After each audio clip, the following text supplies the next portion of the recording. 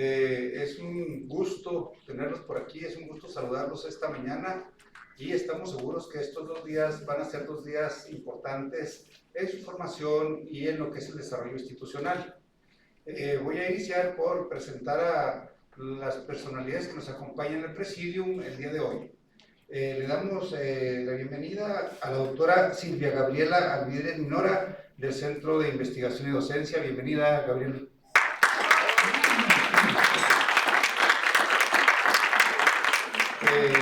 Le damos la bienvenida a nuestro conferencista del día de hoy, el doctor José Antonio Moscoso Canaval. Bienvenido, doctor.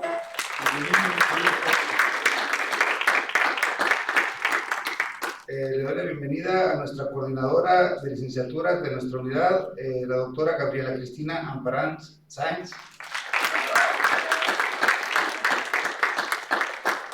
A nuestro coordinador de posgrado, el maestro Manuel López Meléndez.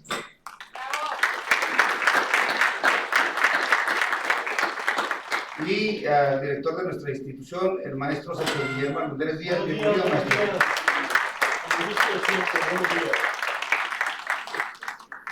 Nosotros pretendemos formar educadores con las capacidades metodológicas y conceptuales suficientes para llevar a cabo la tarea formativa. Este coloquio de la frontera de las nuevas epistemologías y la sociología del currículum pretende exactamente eso. Este proceso formativo que ustedes llevan, en este caso lo vamos a focalizar en un aspecto muy importante. Nuestro modelo educativo, la nueva escuela mexicana, tiene pretensiones críticas, inclusivas, interculturales, ecológicas, de equidad de género, comunitarias.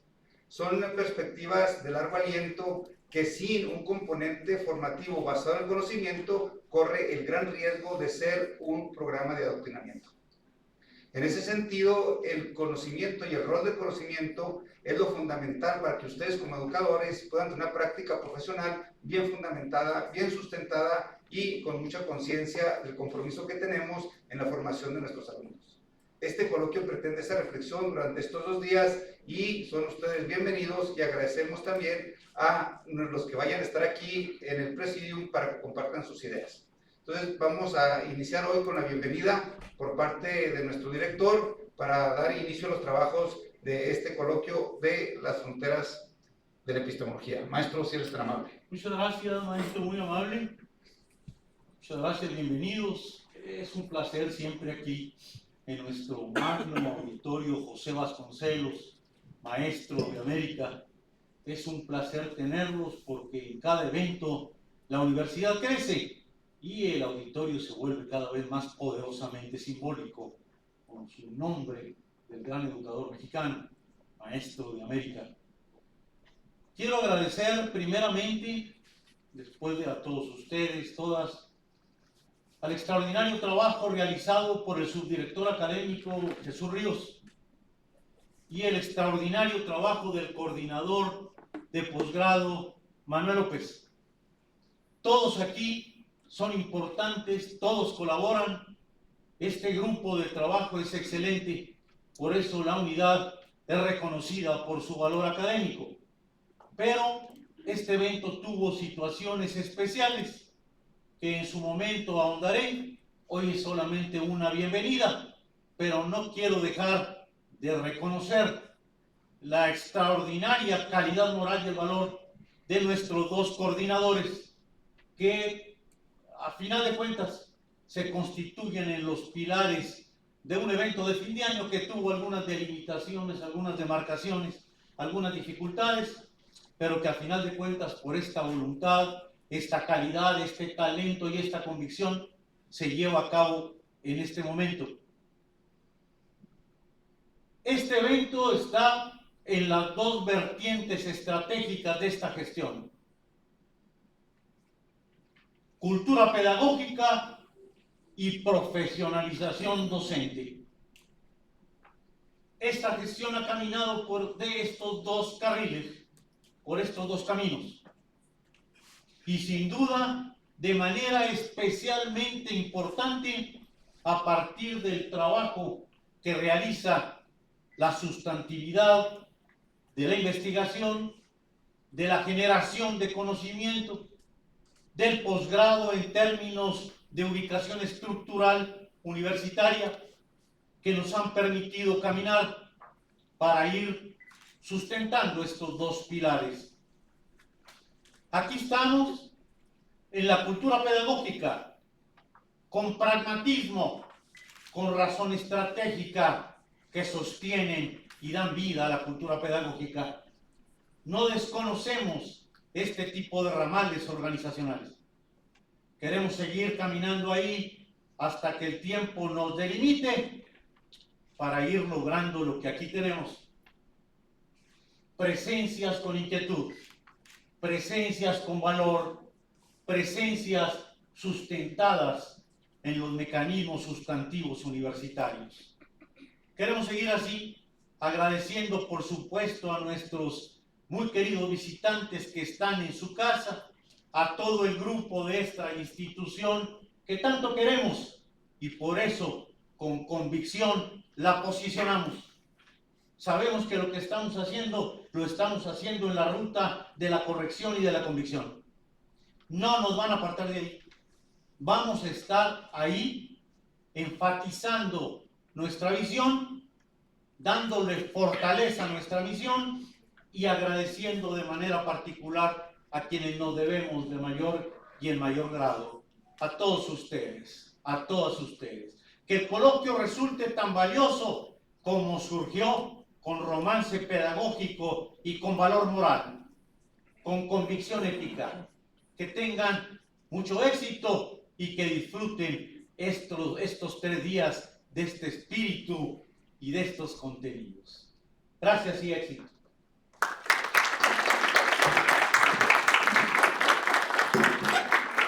Bien, pues despedimos a nuestro presidium y le pedimos al doctor Canaval y al maestro Eugenio Pinto que demos por iniciada la primera conferencia del programa.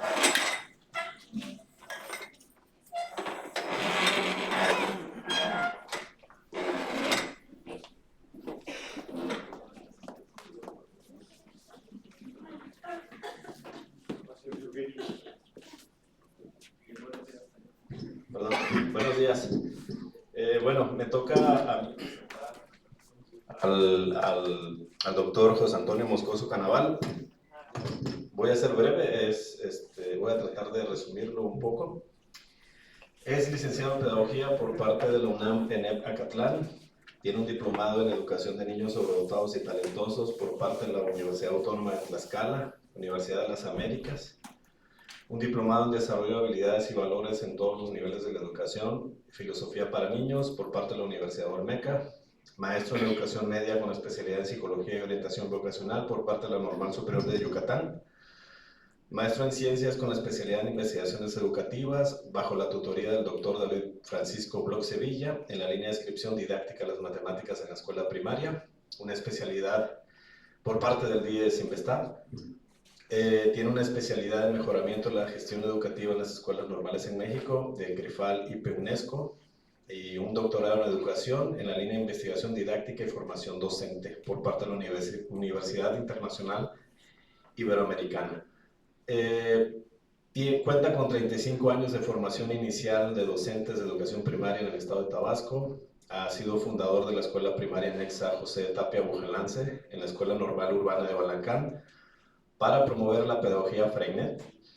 Es creador de la propuesta didáctica de alfabetización inicial PRODAI, difundida en el estado de Tabasco por los egresados de la Escuela Normal Urbana y presentada con amplia aceptación en el Congreso Mundial de Lectura, IRA, en San José, Costa Rica.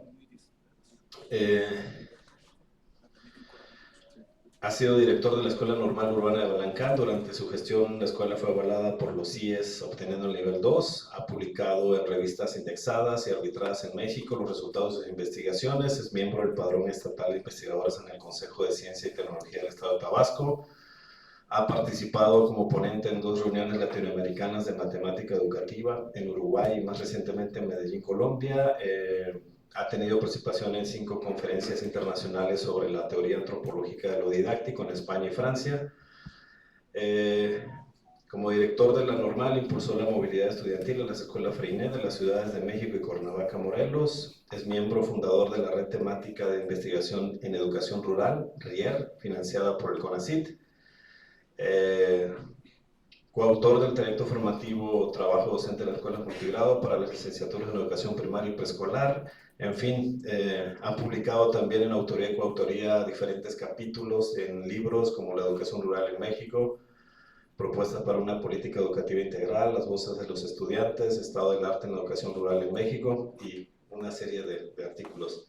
Para nosotros es un honor contar con su presencia hoy aquí. Y esperamos que esta charla tenida con estudiantes de licenciatura en Pedagogía y de Intervención Educativa, más la presencia aquí de miembros del Centro de Investigación y Docencia de Chihuahua, bienvenidas y bienvenidos, seguramente va a ser o va a traer aportaciones dentro de los trayectos formativos y en la experiencia profesional de cada uno. Así que sin más preámbulo, bueno, demos bienvenido y cedo la palabra para iniciar la charla con esta conferencia, aprendiendo a leer PDAs de pensamiento matemático, un reto para elaborar el programa analítico en la nueva escuela mexicana. Bienvenido, doctor. Muchas gracias. Muchas gracias. ¿Sí se escucha bien? Ok. Bien. Le preguntaba al maestro Evgeny que quiénes eran los que iban a estar en el auditorio, porque dado el título, como bien lo señaló el director en la inauguración del evento, del modelo de la nueva escuela mexicana, se puede hablar teóricamente de arriba abajo, pero dado el auditorio que está con presencia estudiantil de licenciatura, mi participación va a ser a la inversa. Yo voy a hablar de abajo hacia arriba, de lo que se está viviendo en los salones de clase, de lo que están experimentando los docentes frente a grupo en relación con el modelo de la nueva escuela mexicana. Y en algunos momentos pues haré el proceso inverso dependiendo de la dinámica, las preguntas y todo. Y primeramente quiero decir que quité la palabra conferencia porque en este nuevo modelo ya esta situación de conferencia marca una directriz de arriba abajo. Hay gente que sabe, hay gente que no sabe, y entonces esta situación, yo hoy vengo y quiero dejar muy claro a compartir. Por eso la palabra compartencia, que en el nuevo modelo se le da la bienvenida, ¿sí? Para ir cerrando esas brechas que hay entre los que saben y los que supuestamente no saben, pero están viviendo todo el proceso, ¿sí? Entonces, mi intervención va a tener dos partes, porque hablando con compañeros de Nuevo León y de Durango, que fueron quienes diseñaron el mapeo que voy a presentar, cuando presentamos nuestros trabajos, dijeron, fíjate que nos estamos dando cuenta de una cosa, que nosotros traemos la parte 1 y tú hablas de la parte 2. Entonces, hoy, como ninguno de nosotros había tenido presencia en Chihuahua, traigo la parte 1 y la parte 2, para que se entienda cómo hemos ido caminando para encontrarle sentido desde los profesores al modelo de la nueva escuela mexicana. Porque a nivel de arriba siguen estando con problemas. Una persona que seguramente ustedes conocen bien, el doctor Max Arriaga, le publicaron una notita en el periódico Reforma, perdón, en el periódico La Jornada, en donde él asume que solo 28% de la totalidad de los profesores del país han comprendido el modelo de la nueva escuela mexicana. Y ese 28% quiere decir casi 3 de cada 10, casi 30 de cada 100, casi 300 de cada 1000. Son los únicos que han comprendido el modelo como tal. Porque el modelo efectivamente es un cambio de paradigma. Y a mí me recordó, cuando yo lo empecé a leer, me recordó mis años de estar en la universidad, estudiando a todos los críticos reflexivos y leyendo a Freire y leyendo la pedagogía crítica. Entonces yo decía entre mí, Dios mío, ¿cuándo van a comprender? ¿Cuándo va a comprenderse todo este proceso? Si los teóricos de las reformas educativas dicen que nos lleva 5 años en promedio, atrevernos a querer probar algo nuevo que me proponen, ¿cuánto va a tardar un cambio de paradigma? Y ahí yo empecé a a tener mis dudas de este proceso que se han ido comprobando poco a poco. No sabemos cuánto nos va a llevar. Afortunadamente, con Claudia en la presidencia nos va a favorecer que haya la continuidad. Pero los primeros que se tienen que poner de acuerdo son los equipos internos de la Secretaría de Educación. Porque está clarísimo, y aquí mis compañeros que seguramente ya caminaron por ahí, si lees los libros es una posición y si lees diseño curricular es otra posición. Tú quieres planificar tus clases y te encuentras con que te proponen hacer programas, trabajar por proyectos, pero los proyectos no están de acuerdo con tu realidad, no embonan con el libro no embona con lo que tú quieres trabajar, ¿sí? Entonces hay una serie de dificultades. Pues se hizo fácil decir, pues sí, tiene áreas de oportunidad, y entonces esas áreas de oportunidad, ahorita, comentaba ayer con los maestros, se está llevando una investigación de estudios de caso múltiple en todo el país. Aquí a Chihuahua le van a pedir sus 12 casos, 3 de preescolar, 3 de primaria, 3 de secundaria, un CAM y uno de educación inicial, un caso urbano, un caso multigrado y un caso indígena, para hacer un estudio de seguimiento de todos los CETES, los consejos técnicos, desde el del próximo viernes hasta que terminemos con la fase intensiva el próximo año, para documentar en todo el país cuáles serán los próximos ajustes que debe de tener el desarrollo curricular, el diseño, ¿sí? Porque está clarito, si quien coordinó a nivel nacional todo este proceso, o uno de los que coordinó, dice que solo 28 la hemos entendido, pues hay que poner manos al asunto, a la obra, para ver cómo hacemos que la mayor cantidad de profesores se vaya compenetrando de este modelo, que no es nada sencillo cambiar un paradigma de una escuela que durante 40 años, que yo son los que llevo de vida en el magisterio, hemos estado operando. ¿Cómo pasar de un maestro que solo estaba nada más para aplicar lo que la SEP, un modelo aplicacionista, en donde lo estábamos esperando que la SEP dictara la orden, las SEP estatales dictara la orden, los departamentos técnico-pedagógicos dictara la orden de lo que había que hacer en el salón de clase? Y te pasabas 4 años en la licenciatura nada más preparándote para aplicar lo que ya te tenían que dar. Y de la noche a la mañana te dicen, ya eres autónomo. Ahora no hay línea, hay recomendaciones y usted es autónomo, ¿sí? Entonces, imagínense el paquete con el que tiene que estar lidiando jefe del sector, supervisor, director y maestro frente al grupo. Es decir, como cuando despertamos a la adolescencia. Queremos autonomía, peleamos por autonomía. Cuando la tenemos, no sabemos qué hacer con ella. No sabemos qué hacer con ella. Y así estamos. ¿Cómo hemos ido resolviendo el problema? Bueno, ahí va. Échame por favor la imagen. ¿Qué hemos hecho para que nuestros profesores traten de entender el modelo? El modelo, miren, esto fue pensando en los multigrados, porque como leyeron en mi sinopsis de mi preparación, mis últimos 10 años se lo he dedicado a la escuela multigrado. Y estamos en una red de investigación de escuelas rurales, de educación rural. Y dentro de la ruralidad yo estoy metido en las escuelas multigrado. Pero Elsie Rodwell, en su última, de sus últimas investigaciones, que se publicó en un libro que se llama Yoltoca, queda clarito que todo grupo de aprendizaje es diverso. Y como tal, todo grupo de aprendizaje es multigrado. Entonces, se van a mantener escuelas de organización completa y escuelas multigrado administrativamente, porque no lo podemos cambiar. Administrativamente hay multigrado y escuelas de organización completa.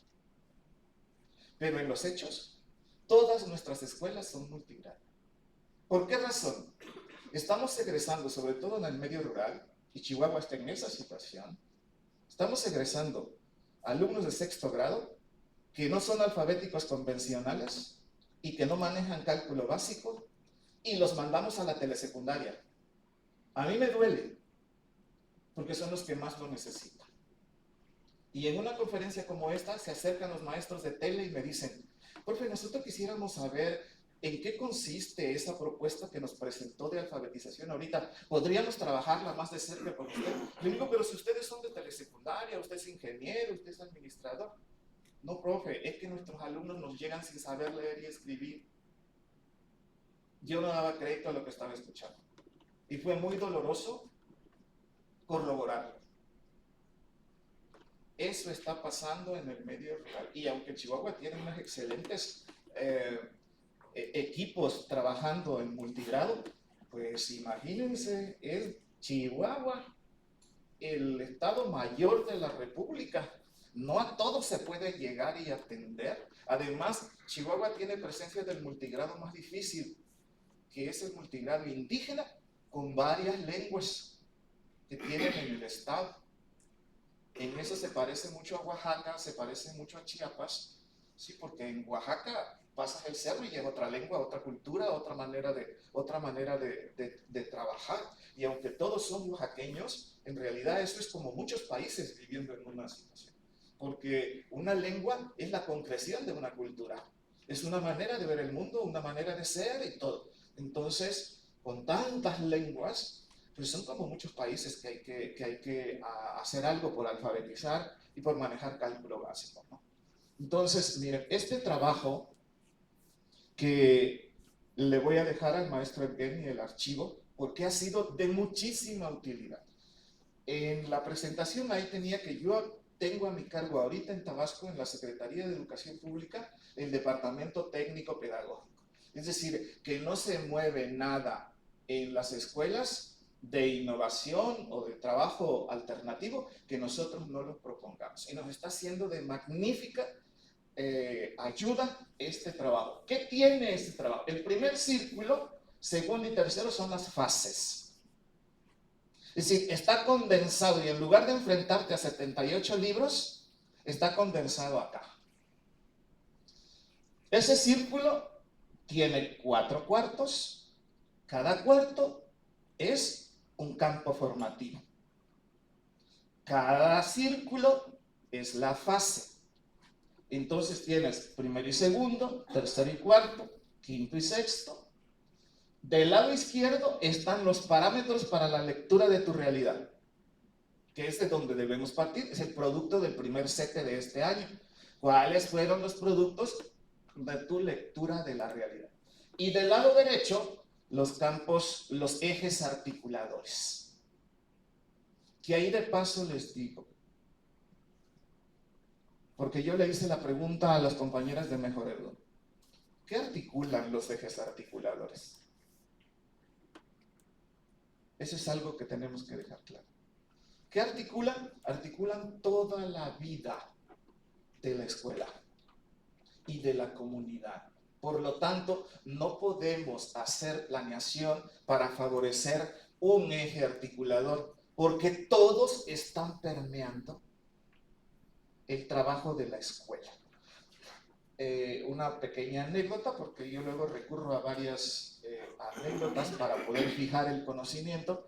Yo me imaginaba como la mujer de los 4 fantásticos, que cuando quería apoyar a sus compañeros ponía su campo magnético y caía como una sombrilla que los protegía a todos. Así veo yo los ejes articuladores permeando a toda la escuela, a toda la comunidad, porque no voy a tener un comportamiento en la escuela y otro comportamiento en la comunidad. Si yo voy a ser sensible a la equidad de género, no solo lo voy a hacer en mi casa, en mi escuela, sino lo voy a hacer en cualquier momento de la vida que yo esté desempeñando, no solo en mi comunidad, en donde quiera que yo esté.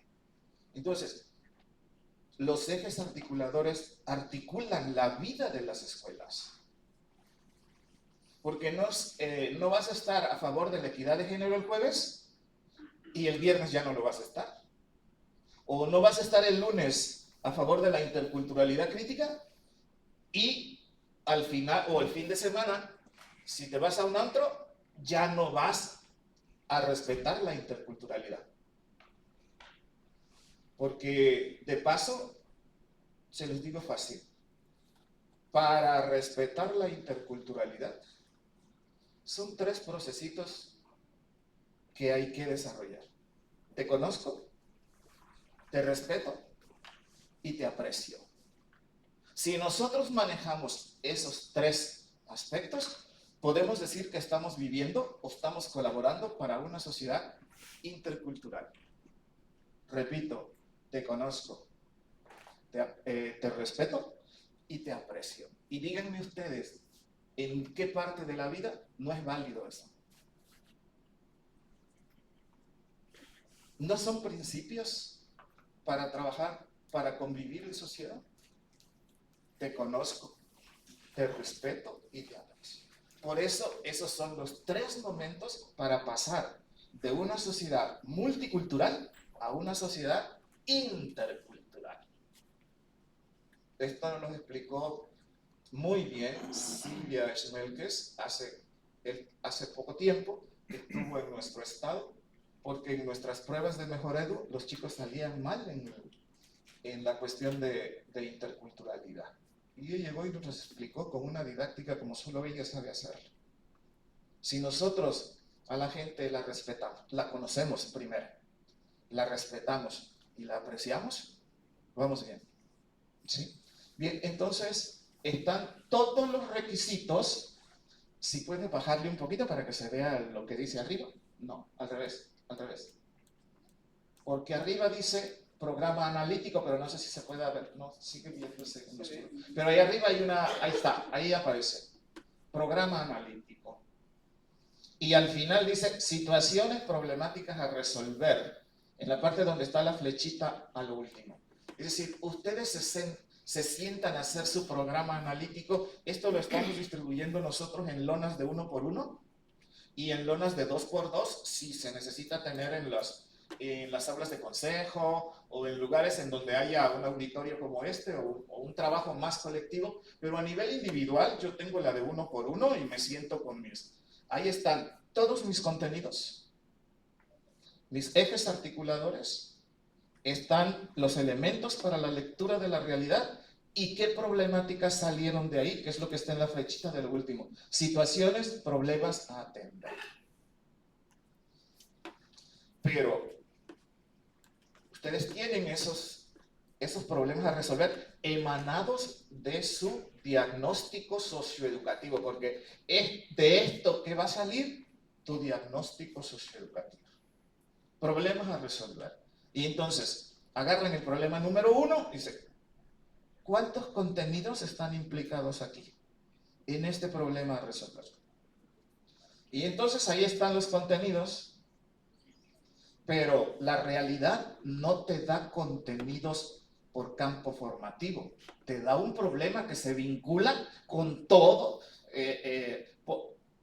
con la realidad. La realidad no sabe de campos formativos. La que sabe eso es la escuela. Entonces tengo que meter ese problema que traigo, ¿sí?, de que los niños no se respetan, no trabajan de manera solidaria, hay excesivo individualismo, y ese es uno de los problemas que sale de mi diagnóstico. Lo llevo a la planeación de mis clases, de lo que quiero, y tengo que buscar qué contenidos se pueden vincular. ¿Sí? Y una vez que tengo la vinculación de contenidos, porque lo único que no está ahí son los PDA, los procesos de desarrollo y de aprendizaje. Es lo único que falta ahí. Pero entonces, ya tengo mis problemas, ya tengo la vinculación de mis contenidos, que incluso ustedes pueden trazar ¿Cuál es la vinculación? No tiene que ser exactamente, porque por ejemplo el unitario tiene que ver los 3 círculos. Ese tiene las 3 fases. Pero el de la fase 5 muy probablemente tiene que bajar a la fase 2 o a la fase 3, porque podemos tener alumnos aún en plena ciudad que nos lleguen con severo rezago escolar. Quienes están en séptimo, ¿cuántos están aquí de séptimo? Lo saben perfectamente.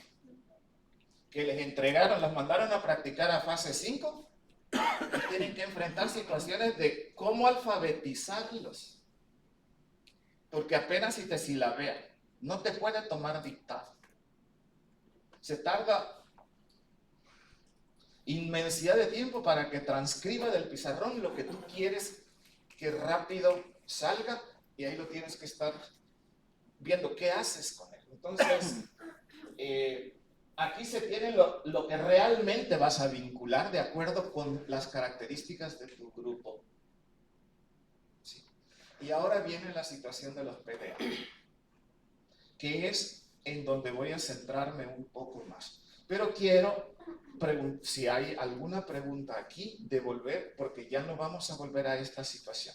Les digo que el archivo se queda aquí, porque lo que nos está funcionando a nosotros es que cada alumno tenga su lona de 1 por 1, y como fueron chicos del TEC de Monterrey quienes hicieron este diseño, que la diseñadora que lo imprime en Tabasco dice, ¿quién hizo esto? Y le digo, ¿por qué? Porque está extraordinariamente bien hecho. Lo agrandes, lo bajes, no disminuye la calidad, la nitidez de los contenidos. Los contenidos están resumidos porque luego son muy largos y no se puede, pero los tienes todos ahí. Imagínense la ayuda. O 75 libros o la lona. Sí. Yo les dije que venía a hablar de la NEP de abajo para arriba, de lo que los maestros estamos sintiendo para comprender esto. Porque en educación superior estamos discutiendo todavía en otro nivel. ¿Qué vamos a hacer con las epistemologías del sur? ¿Qué es lo de la descolonización del conocimiento? ¿Cómo le vamos a entrar? ¿Eso de qué trata eso? ¿Sí? Por eso les dije, son distintos niveles de entender la nueva escuela mexicana, con la cual yo estoy totalmente de acuerdo, pero en la implementación tengo, precisamente por mi trayectoria didáctica, tengo mis asegúnes.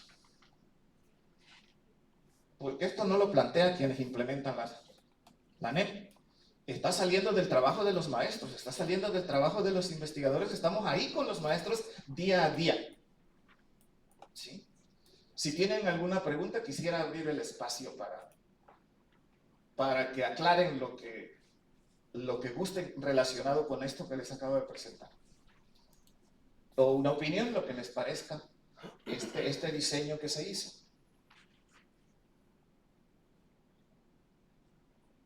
Venga, ¿usted quiere hablar o qué? No, porque te veo así muy atenta, como que ¿está interesante? ¿Siente que te puede ayudar?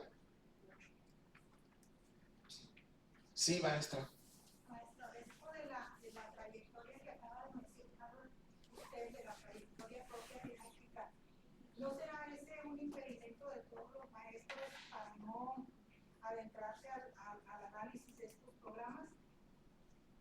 Esto que tenemos ya como hábito de activos programas, planes. Totalmente, maestra. O sea, nosotros veníamos siendo sujetos de un modelo aplicacionista. Tú te pasabas 4 años en tu formación normalista o universitaria, pero ya sabías que tu tarea era implementar el libro. El libro ya está hecho y usted lo tiene que implementar. Y el rural te decía, bueno, cuando estaba el libro amarillo, que venía, que los maestros lo conocían como el libro del perrito, ¿sí? El de primer grado. ¿Y cuándo mis niños van a enfrentarse al semáforo y a los policías y todo? Aquí salen y lo que ven es monte. Bueno, en el caso de nosotros en el sureste, que hay mucho. ¿sí? No hay portadores de texto. Pero tú le preguntas a un niño rural cómo se hace una milpa y páralo de hablar. Porque de eso sí tienen mucho que decir, de cuando maduran los mangos, de cuando se corta la guanábana, de cuando crecen los ríos, de cómo se transportan cuando viene la creciente, de qué enfermedades padecen cuando llueve mucho, de los síntomas de un Zika, de las enfermedades que transmiten los mosquitos, de qué variedades de culebras hay en la comunidad. De eso no los paras de hablar. Entonces, cuando tú le pones una inmersión temática para poder trabajar con ellos sobre la cultura del maíz, ellos te dan cátedra. Ahora, si le pones la primera lección de Paco el Chato, pues no tienen básicamente mucho que decir, ¿sí? Aún los rurales, porque era una lección para trabajar en el zoológico, algo así, ¿sí? Totalmente de acuerdo, es un freno que tenemos, porque me has dicho toda la vida y me formaste toda la vida para que yo aplique lo que tú mandas, y ahora me dices que no hay mandato y que yo soy independiente a partir de la lectura de la realidad. Imagínense eso. Cuando yo leí eso de lectura de la realidad, yo dije, Dios mío, ¿cómo se lee una realidad? ¿Cuántos aspectos intervienen? ¿O qué preparación puedo o debo tener para leer una realidad? Tan solo otra pregunta, ¿qué es la realidad? ¿Qué es la realidad? Si platicamos 3 personas ante un mismo fenómeno y los 3 vimos cosas diferentes. ¿Sí? Entonces, si mis sensores, que son mis sentidos, me traicionan. Porque cuando un barco está en el muelle, un barco enorme, mide como 80 metros. Y 2 horas después que se hizo a la mar, yo lo veo de este tamaño. ¿Cambió? Yo lo veo de este tamaño y allá está. Hace ratito medía todo aquí. Mis sentidos me traicionan.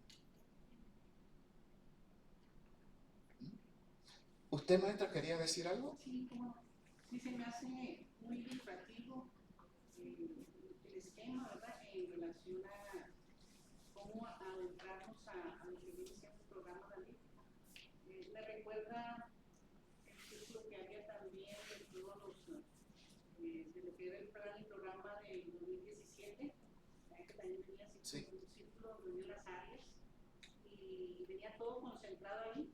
Y esto ilustra precisamente el compendio de lo que trae el programa. En 2017, aprendizajes claves, pues venía también así. Y eso nos permitía a nosotros, que no estamos en la educación básica, poder comentar con los alumnos. Y en base a ese círculo del 2017, por ejemplo, también explicar cómo está diseñado esta nueva propuesta curricular. Recuerdo, bueno, por un lado, pues me parece muy bien. Por otro lado, también recuerdo que desde el Acuerdo Nacional para la Normalización de la Educación Básica, sí, hay propuestas en gestión, propuestas de inclusión, propuestas de consejos de participación social, propuestas que apenas ahora se están poniendo en práctica, aunque en el 2010 se empezó a trabajar mucho y empiezas a ver un diseño curricular para que la educación básica sea, por ejemplo, desde primaria, preescolar y secundaria en el 92, y luego empieza el primer diseño curricular a nivel nacional en el 2004 con preescolar, en el 2006 con secundarias, en el 2009 con primarias, y se consolidan las 3 reformas en el 2011 con la RIEP, la Reforma Integral para la Educación Básica. Entonces, este es el trayecto, así, la trayectoria que han tenido los cambios. Entonces, los maestros andan de un lado para otro porque, para empezar, no pueden, bueno, no estoy en educación básica, pero no pueden consolidar estos cambios tan repentinos, aunque sean cada 2 años, cada 3, cada 6, porque son reformas desde preescolar, en este caso que fue la educación básica. Y luego termina la RIEC 2011 y luego en el 2017 hay una reforma curricular con el nuevo modelo educativo, aprendizajes claves. Entonces me recuerda, bueno, esto es como la situación de que los docentes también es difícil, primero por una parte, y por otra parte, efectivamente, a nivel nacional o las cúpulas quienes están en la parte del diseño curricular, también hay muchas, ahora sí que muchas formas de interpretar lo que se está presentando. Y hay incongruencia, por ejemplo, en la filosofía curricular y en la implementación de los planes y programas de estudio. Y con ello, con los apoyos didácticos, como lo es el libro de texto. Entonces nos damos cuenta que, bueno, también a nivel, ahora sí que del diseño curricular a nivel nacional, tienen que ponerse de acuerdo porque también existen muchas incongruencias, que fue lo que sucedió también en este modelo educativo del 2017. También hubo muchas incongruencias en el programa. Pero bueno, la idea es que esto se mejore cada vez y que se trabaje más hacia la comunidad. Y que son propuestas a nivel internacional que ya se han experimentado en otros países, como en Europa, por ejemplo, y ahora en América Latina se están tratando de implementar desde el 92. Entonces, bueno, a mí me parece extraordinario. Lo que pasa es que sí, como, bueno, al menos nosotros tenemos que adentrarnos más a cómo entenderlo. Me parece formidable. Eso me ilustra. De hecho, ahorita le mandé un mensajito a mi compañero que está grabando la videoconferencia. Le digo, ¿estás grabando esto? Porque se me hace extraordinario concentrar ahí todos los contenidos, las 3 fases de educación primaria, ¿sí? Y todo lo que viene siendo el programa analítico, ¿sí?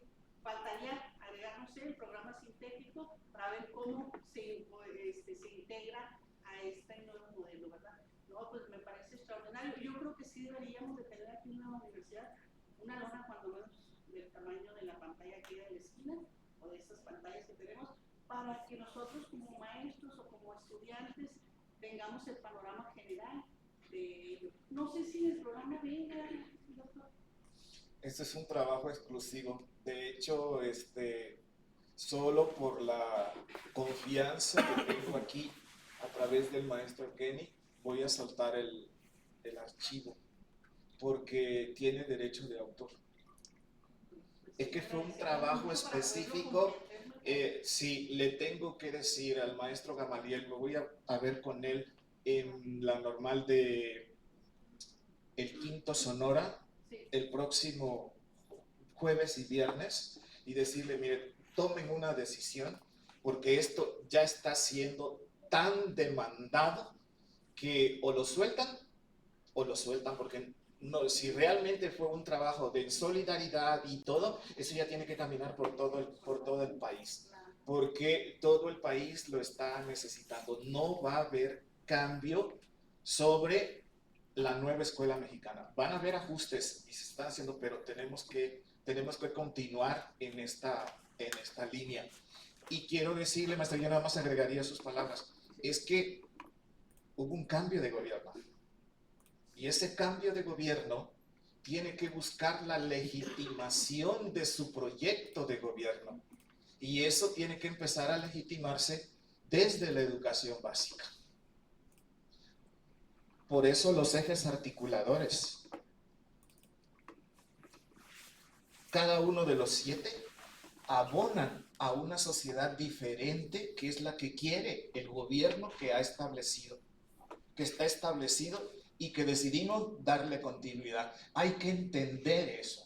Los gobiernos en la superestructura se legitiman a través del trabajo, desde el trabajo que hacen las estructuras, la familia, la escuela, y la que no ha querido entrar al carril son las religiones, porque ahí andan todavía añorando el pasado, ¿sí? Y ahí andan protestando. Hasta que van a tener que negociar, porque esto ya no lo para nadie. Fue una respuesta del pueblo de México. El pueblo quiso ese cambio y se aprovechó ese cambio para que no hubiera un barniz de reforma que en realidad permitiera que el modelo anterior siguiera viviendo. Porque así nos la pasamos. Con leves reformas para que todo siguiera igual. Para que todo siguiera igual.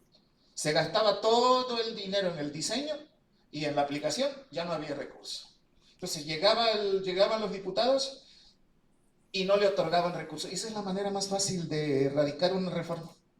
Si te la ahorca el legislativo, adiós reforma, por muy buena que fuera. Y eso era lo que le funcionó al PRI por mucho tiempo. Una excelente reforma que te la ahorco al final y entonces hay que inventar otra reforma en el siguiente sexenio. Y te la vuelvo a ahorcar porque si no hay dinero, la reforma no entra. Sí, usted y usted. Sí. En el caso del Acuerdo Nacional para la modernización de la educación básica,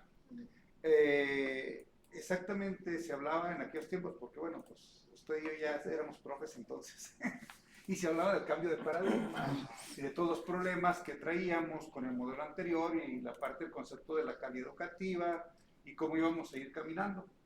Y obviamente en ese caso el argumento fue exactamente el mismo. El pueblo demandó un cambio a la apertura del comercio, había una crisis económica profunda, producto de una política económica de cierre, etcétera, ¿no? Y pasa el tiempo y llega otra reforma y el argumento es el mismo, y pasa el tiempo y el argumento es que siempre es un proyecto cultural del gobierno que dice representar al pueblo. En este caso la representación obviamente es una representación mayoritaria, no consensual, no absoluta, ¿no? Y el currículum está atrapado en esta condición política de cuál es la versión predominante que accede al poder. Y nosotros como educadores no podemos estar circunscritos temporal, geográfica, políticamente a esa condición. O sea, yo creo que en este caso cuando usted dice, vamos a ver por ejemplo el asunto de cómo rescatamos la experiencia de los alumnos y su conocimiento para que se transforme en qué. O sea, al final de cuentas, este modelo sigue teniendo ese reto de decir, ¿cómo llevo esa experiencia localizada y focalizada a procesos de conocimiento más generalizados, más abiertos, con mayor referencialidad y más estructurados? O sea, digamos, el reto sigue siendo el mismo, aunque sí hay que reconocer que hay una posibilidad distinta desde esta condición, ¿no? Pero para nosotros como educadores la observación sería, ¿cómo transformo el asunto curricular más allá de una política pública de un gobierno y que la podamos convertir en una política pública de Estado, donde hay todo un proceso cultural y participativo de todos los maestros, de todos los educadores y puedan hacer esta revisión y llegar a un currículum que nos dé obviamente resultados? Porque lo que sí estamos de acuerdo indiscutiblemente es que hay un montón de jóvenes que no saben leer y escribir. Y esa es una preocupación que tendríamos que poner por encima del tema llamado la representatividad del currículum sobre una versión política de un gobierno en turno. Totalmente de acuerdo.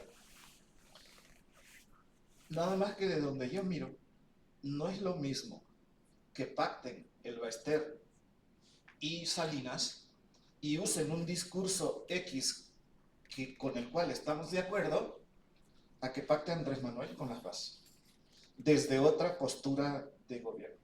Es el mismo, si podemos leer las mismas palabras, pero cuando bajamos no son las mismas condiciones. Hoy no está la maestra, no está su poder. Pero hoy está Cepeda y el CENTE está asociado sí, a la 4T. O sea, no sí, podemos decir que el sindicato ya no es parte de lo mismo, maestro. Híjole, pero bueno, está una vista Cepeda. Cepeda está ahí por muchas razones, menos por las que quisiéramos que estuviera. Pero está. Sí, sí, definitivamente. Tampoco queremos que estuviera el Baester, pero está. Mire,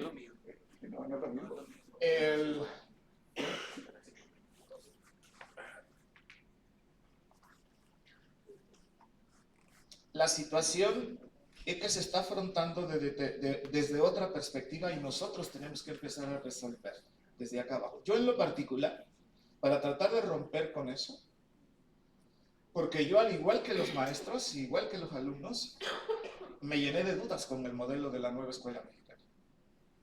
Pero encontré un pedagogo japonés que me empezó a dar respuestas sobre el asunto. ¿Desde dónde empezar a hacer un aula diferente? No filas, no uno tras de otro, porque al paso de los años lo que estás formando es precisamente alguien que habla a las espaldas de otro. ¿Cómo hacer comunidad? Para que aprendamos. No comunidad de aprendizaje de Gabriel Gabriel Cámara, en CONAFE. No, comunidades para el aprendizaje desde Manabu Sato. No es una propuesta pedagógica, son 3 filosofías, son 3 propuestas filosóficas. Garantizar que todos los niños tengan el mismo derecho de aprender. Hacer de la vida democrática una realidad, pero no una democracia del INE, sino una democracia en donde la comunalidad es lo que decide. Y al formar los grupos, formarlo por 2 mujeres, 2 varones, no más de 4, no menos de 3, pero con la presencia de los 2 sexos cuando estemos trabajando. Y una tercera filosofía, la filosofía de la excelencia educativa, pero no la del modelo. Porque para Manabu, excelencia es dar la mejor expresión de ti mismo. Eso es excelencia. Y esa democratización de la excelencia me gustó mucho. Porque he tenido experiencias hasta de un chico con atraso, que cuando empieza a ser integrado y empieza a comprender que él puede aportar, cambia rotundamente. Y si estamos 4, hay más facilidad de que esos ejes articuladores se hagan realidad. Con esas 3 filosofías. No es una propuesta pedagógica, son 3 filosofías para trabajar en el aula. Pero además, cuando diseñamos actividades, diseñamos en 3 diferentes grados de dificultad. Ahí está otra diferencia. No partimos de la pedagogía, partimos de la filosofía. Pero cuando llegamos a la pedagogía, diseñamos primero una actividad para todos a nivel del libro de texto, garantizando que todos la resuelvan. Y después empezamos con niveles de complejidad, saltos de complejidad. Salto de complejidad 1, salto de complejidad 2, salto de complejidad 3. Sí. Y además, cuando visitamos el aula, no llegamos con un checklist para ver si tienes tu planeación, si tienes esto, si tienes control de grupo, si tienes toda esa cuestión que solo era como fiscalización del trabajo docente, sino nos dedicamos a observar lo que los niños están haciendo, con la consigna mental de comprender en qué momento están aprendiendo y en qué momento dejan de aprender. Eso es lo uno. Y un trabajo colectivo en donde al menos una vez al año cada profesor abre su clase. ¿Qué es abrir la clase? Que llegue el colectivo de la escuela y entremos a la clase del compañero a observar, pero a observar cómo lo aprenden los niños. Es decir, a la maestra o al maestro ni lo volteamos a ver. No existe para nosotros en ese momento. Solo llegamos a comprender cómo es que los niños están aprendiendo. Tomamos fotos y después vamos a un pequeño diálogo de qué fue lo que observamos, qué nos gustó del proceso que estaban evidenciar que los niños están aprendiendo. Porque si los niños no están aprendiendo, nada tiene sentido. Las negociaciones acá en la cúpula y todo lo que sea, quienes se hayan sentado, si está como senador, si no está como senador, si está defendiendo, nada cobra sentido si al final los niños no están aprendiendo. Sí, estamos de acuerdo, claro. Sí, entonces yo en lo particular ahí estoy. Ya es la segunda vez que Manabu, la semana pasada estuvo de vuelta en Tabasco, viene los noviembres una vez al año. Y el año pasado estuvo en mi clase, porque ya yo no aguantaba.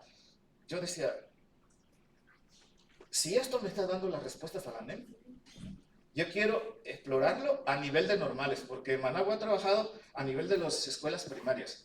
Yo lo hice con los futuros profesores y abrí mi clase en el domo de la escuela. Ahí llegaron maestros de primaria, llegó él y es que él se mete a trabajar y a diagramar, tiene una capacidad para diagramar y observar fenomenal que se le aprende mucho y, y nos fue bien, porque además lo primero que hace el maestro es callarse, casi no lo escuchamos, para dar paso a que los niños hablen. Y a mí me pasaron unas cosas, yo hablo mucho y echando a andar este proceso, le decía a mi esposa, oye, no sé qué pasa, vengo cada vez más cansado y cada vez siento que trabajo menos, porque solo agarraba y me sentaba en la comunidad a escuchar lo que ellos estaban razonando y a poder después entablar el diálogo con lo que estaba saliendo de ahí. Y recuerdo una expresión, dos expresiones de los alumnos producto de ese análisis. Yo no puedo presentarme al aula a enseñar lo que no sé. Y otra, que es la que más me gustó, cuando enseñamos con lo que sabemos o enseñamos con lo que somos. Reflexión de los alumnos, de una profundidad que le dedicamos a esa última expresión, el tiempo, mucho tiempo. Para concluir, pueden estar de acuerdo con los alumnos o no. Concluimos que enseñas con lo que eres, no con lo que sabes. Digo, pueden ustedes estar de acuerdo o no con esa reflexión que salieron de los alumnos, pero yo cada vez me convenzo, al igual que ellos, que enseñamos con lo que somos. Yo no recuerdo en qué, nunca, soy un lector asiduo, no me di cuenta en qué momento mi hija se volvió lectora y que después seleccionó la licenciatura en lengua y literatura en la Universidad de Yucatán. No sé en qué momento. Lo sintió en mi bolsillo, sí. Porque cada vez que llegábamos y en Sambors, papá, necesito estos 3. Papá, ¿me puedes traer el que sigue? Sí, digo, lo sintió en mi bolsillo, yo no me di cuenta. Sí, compañera. Esto que estaba reflexionando a mí me parece muy importante porque independientemente de la trayectoria de todas las reformas, siempre ha habido una resistencia por parte de los actores principales que son los que deben ser los profesionales de la educación. Y entonces, si esto se analizó y cuando fue la primera convención en Querétaro donde se reunieron y allí se dijo que no estaban inventando nada, que todo partía de los antiguos programas, pero que ahora se tenía que partir de esa realidad, a lo que muchos maestros no queremos entrar por esta reflexión y por estos conflictos que, entre comillas, que causa esto de involucrar a toda la comunidad. Entonces siempre se ha luchado con esa resistencia. Ahora ya es este programa vigente que, a mi parecer, yo coincido con usted, es muy bueno y debe de ser con miras a cambiar la sociedad, por lo menos la mentalidad, pero si nosotros, como usted lo acaba de decir, los que estamos frente al grupo, no queremos cambiar este paradigma porque estamos muy acostumbrados a la comunidad, pues no vamos a avanzar, así sea súper bueno el programa, porque los profesionales de la educación no queremos leer. Ok, compañero. Este problema Sí. de la resistencia, pero se tiene que luchar contra eso. Mi pregunta es, ¿cómo incidir en esto? Pues leyendo, me imagino. Gracias. Gracias. Compañero, ¿había alguna alumna que querías también? Ahorita basta, mamá. Bueno, yo en primera instancia estoy de acuerdo con la nueva escuela mexicana. No por mis filias y mis fobias, que las tengo también en relación con los partidos, ¿no? Sino porque representa lo que muchos educadores desde la perspectiva crítica hemos estado anhelando por décadas. Coincido con el maestro cuando dice, más allá de la coyuntura política, y podemos estar de acuerdo o no con los arreglos, con los acuerdos, con las personas que suscriben los acuerdos. Pero más allá de todo eso, la nueva escuela representa una coyuntura que le da voz a quienes tenemos una visión distinta de la educación. ¿Cuál es nuestra labor como educadores? Pues es responder. Ahorita coincido en lo general, ¿no? en lo general coincido con la nueva escuela mexicana. El día que cambien y que regrese un modelo neoliberal, voy a estar en contra. Pero no es por la coyuntura política, o por el gobierno, o por el acuerdo, o por mis filias y folias políticas, sino es porque tengo una convicción pedagógica. Entonces, si fuera o no lo mismo, no me importa. Coincido con el planteamiento. Cuando no esté de acuerdo con ese planteamiento, estaré luchando contra esa reforma como luché contra la anterior y con las otras. Entonces, yo haría ese llamado a entender la nueva escuela como una coyuntura en la que nos sentimos con un espacio quienes hemos pensado en una pedagogía crítica. Y bueno, yo haría una moción porque entiendo que la conversación iba más en el plano de abajo hacia arriba, Sí. y luego nuestras pasiones paradigmáticas, políticas, nos llevan la conversación al otro plano, ¿no? Yo sí quisiera que regresáramos al asunto de, bueno, ¿cómo le hace su profe, no? Así es. Gracias. Bien, y justamente la compañera nos va a dar la coyuntura. ¿Qué piensa el alumnado? ¿Hay alguna forma de ganarle al tiempo en cuanto a la adaptación a los cambios y adversidades? Mencionaba que eran aproximadamente 5 años. ¿Cómo le vamos a hacer? ¿Hay alguna manera? Esta es una de ellas. ¿Quieres 78 libros y andar buscando? ¿O te pones a trabajar con tu condensación donde está por lo menos los ingredientes para que hagas tu platillo? Porque tiene que ser un guiso muy particular tuyo, porque son muy particulares tus condiciones de la escuela en la que tú estás. Así las divida una calle. En esta escuela vive la NEM de una manera y en esta escuela vive la NEM de otra manera. Y aún dentro de la escuela, en primero A se está viviendo la NEM de una manera y en primero B se está viviendo de otra, porque las condiciones, tan solo del comportamiento de los padres de familia, con que tengas a 3 presbiterianos ahí, ya te marcó la diferencia de lo que puedes hacer participar a tus padres y no.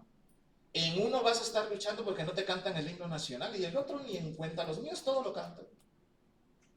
¿Y cómo lo haces acá? O sea, y tú tienes aquí a un débil visual, el otro todos ven perfectamente. Ese ya te generó condiciones. Así de ese nivel va marcando la diferencia.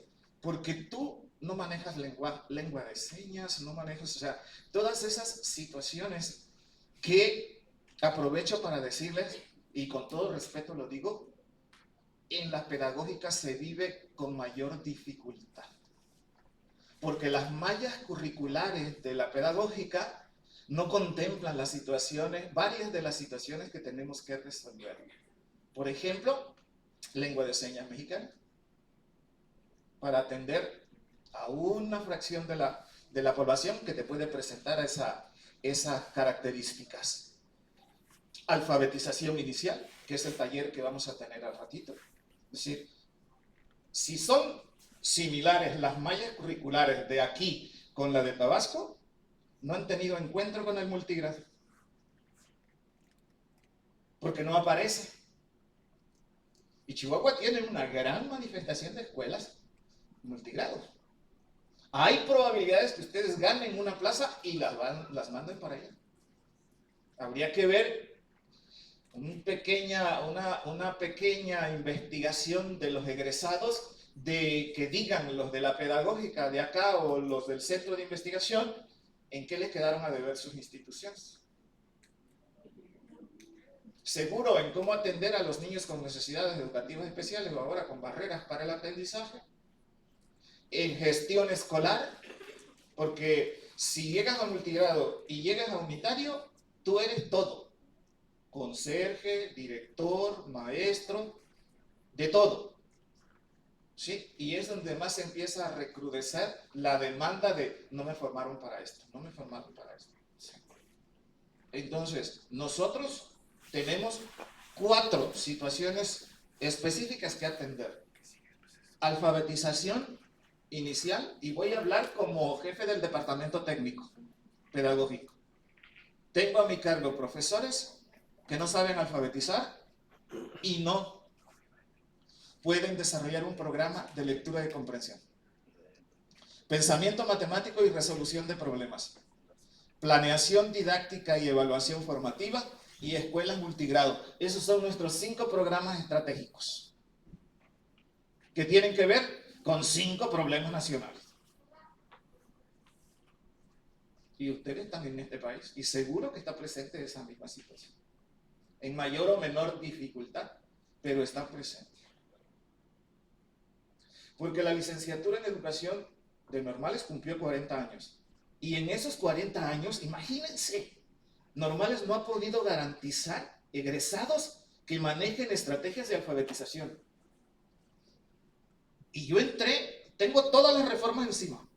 Yo entré cuando estaba la 75 reestructurado, cuando pasaban de la secundaria, los chavillos. Y esos chavillos se defienden porque con ellos se trabajaba en 4º grado de licenciatura, perdón, en 4º grado de normal básica, el método global de análisis estructural diseñado en el Estado de México. Tenía sus problemas de aplicación, porque para enseñar la E había que enseñar un elote, y nosotros en trabajo la mostrábamos y decían mazorca. Sí. Entonces queríamos que saliera la E y no salía la E. Porque al enseñarles el elote, me tenían que decir el enunciado, ¿sí? Y no había manera. ¿Sí? Para la R era el rifle, nosotros mostrábamos ese rifle y nos decían escopeta. Porque además el dibujo traía 2 cañones y esos 2 cañones pues son una escopeta, no son un rifle. ¿Sí? Entonces para enseñar la O tenía la olla. La mostrábamos a los niños que ven aquí, una cazuela. ¿Sí? Y entonces no nos funcionaba. Claro, se imponía desde el Estado de México y en el centro del país pues ese era su léxico y entonces funcionaba perfecto. Pero lo imponen a todo el país y había que hacerle ajustes, ¿no? Entonces se los platico nada más como un anecdotario. Esto es una manera de ganarle al tiempo, porque al final voy a presentar un mapa, un cuadro, para que vean con cuántos TGA tienen que lidiar. Aquí nada más es los contenidos, pero vamos a ver qué pasa, que es la segunda parte del taller 2, qué pasa con los TGA. Sí, maestra. ¿Se ha pensado o incluso se ha trabajado ya en elaborar un recurso como este para la fase 1 y la fase 2? Esa es la situación, porque ven el círculo, ahí va preescolar, y ven afuera y ahí va secundaria. Se está trabajando en esa cuestión para que quede completo los 3, ¿sí? Mapeos de los contenidos, pensando siempre en el multigrado, pero ya les dije, hay multigrado de facto y multigrado oficial. Nos quedamos con que todos son multigrado. ¿Puedes poner la otra presentación, por favor? Bien. ¿Cómo sale esto de aprendiendo a leer PDA? Que es lo que faltaría, porque dice, bueno, ya tengo los contenidos, ya los puedo vincular, ya tengo mi problemática de la realidad, ya estoy de acuerdo con la anemia. ¿Y qué rollo con esto de los PDA? ¿Dónde es que descubro yo que se estaba transformando en un problema? Avánzale, por favor. ¿Cómo surge este tema y cómo se convierte en un objeto de estudio de mi interés al formar docentes para el aula multigrado? Mis alumnos tenían que ir a practicar. Entonces le asigno escuelas, se van a las escuelas y los profesores les dan los contenidos, porque en normales a nivel nacional están llevando un curso que se llama Pedagogía y Didáctica del Trabajo Multigrado. Del aula multigrado. Pedagogía y didáctica del aula multigrado. 4 horas, no podíamos más, porque voy a hacer uso de mi ego. Que exista esa materia me costó gritos en una reunión nacional, pero lo logramos. Lo logramos. Que por primera vez en la historia de este país exista en la malla curricular a nivel nacional al menos una materia, un espacio que en todas las normales del país exista pedagogía y didáctica en el aula multigrado. La pedagógica tiene que ponerse a la par, porque también nos está ganando plaza. Y también Chihuahua tiene multigrado. ¿Sí? Entonces tiene que hacer, es una sugerencia, que integren a su mapa curricular, bien sea en talleres especiales, bien sea en, si no se puede, a la malla curricular, sí exista por lo menos el curso que les dé esa formación a los egresados. ¿Sí? Adelante, por favor. Miren, ahí está el PDA. Ya está el contenido, suma y resta, su relación como operaciones inversas. Y el PDA es: resuelve situaciones problemáticas vinculadas a su contexto que implican sumas de números naturales de hasta 3 cifras utilizando el algoritmo convencional. Para tercero y para cuarto, resuelve situaciones problemáticas vinculadas a sus contextos que implican sumas y restas de números naturales y le aumentan de hasta 4 cifras utilizando los algoritmos convencionales. Cuando mis alumnos llegan con este PDA y les digo, bueno, pues empiecen a hacer sus planeaciones, y empiezo a ver que la forma en cómo me estaban resolviendo las actividades que iban a poner a los alumnos, y empiezo a ver que sumaban con llevadas, y las llevadas y las restas con pidiendo prestado. Y les digo, y empecé por, me resultó fuertemente impactante. ¿Por qué razón? Porque por la edad que tienen esos alumnos que estaban en tercer semestre, por su edad, yo esperaba que quedara algo de la reforma de 1993, por su edad. Y me respondían como que si la reforma del 93 nunca hubiera existido en este país. Entonces digo, ¿cómo es posible? ¿Qué pasó con la reforma del 93? Porque se supone que en esa reforma la sumar no solo era juntar y restar no solo era quitar. Y todos los problemas que estaban planteando mis alumnos eran de sumar es juntar y restar es quitar. ¿Sí? O sea, por eso les digo, les estoy narrando por cómo es que esta situación llega a ser prácticamente un objeto de estudio. Y en estas reflexiones me acordé de Dubinsky, un pedagogo noruego que diseñó la teoría APOE, pero es un investigador de corte piagetano. Él está retomando para sus investigaciones todo el trabajo hecho por Piaget, pero a nivel superior, a nivel universitario. ¿Sí? Y entonces Dubinsky le plantea un problema matemático a sus alumnos y se da cuenta que no pueden resolverlo, que se equivocan mucho. Y él se empieza a cuestionar, ¿por qué se equivocan? ¿Qué es lo que no pueden hacer? Y descubre que dentro del problema hay conocimientos encapsulados que refieren hasta su educación básica en determinados momentos. Pero como la educación básica les quedó a deber, tienen dificultades para comprender temáticas, matemáticas de orden universitario. Y él le llama a eso decodificación genética. Le llama a desmenuzar esos bloques de contenidos que trae encapsulado el problema y ver hasta dónde los remite, y buscar la causa de por qué hoy en educación superior no pueden resolver, no pueden operar. Y él descubre, y a su teoría le llama APOE, acciones, procesos, objetos y esquemas. Si alguien está familiarizado con la teoría de Piaget, sabe que son conceptos básicos de la teoría piagetana. Acciones, procesos, objetos y esquemas. Sí, compañero. Sí, este planteamiento que está haciendo, doctor, me parece obviamente muy pertinente, además de coincidir anteriormente con las finalidades.